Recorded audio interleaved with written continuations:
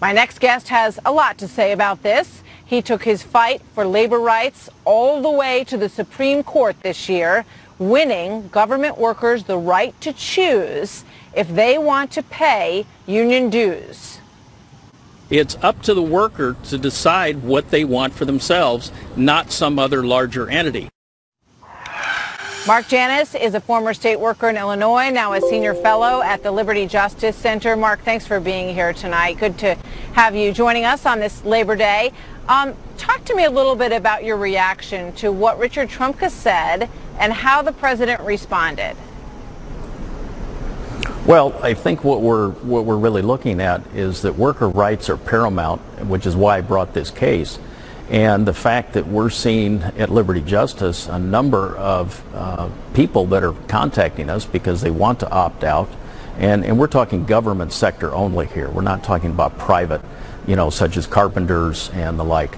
And if the unions were doing such a great job, and the unions were representing their people the way they should be and listening to the people, then probably my case would never have come to the historical end that it did, and I probably would have never have filed it. But because they didn't, we now have this situation that we're under today. Yeah. In terms of what bothered you was to have union leadership like Richard Trumka professing to sort of have a political viewpoint that represents all workers, correct? And you believe that's wrong and not worth paying dues into. Well, I think workers have the right to choose their own path, and I think the workers have the right to choose their own opinions. And to have somebody, like Mr. Trumka, purport to say that he speaks for all workers, I think is erroneous, because not all workers, and myself included, believe that the leadership of these unions speak for everybody. We are independent individual people, and to say that everybody within a union agrees and with what the leadership says, I think is just wrong. What about what the president said about the decline of unions and the decline of membership that has been overseen by Trumka and a few others? Is that true, do you think?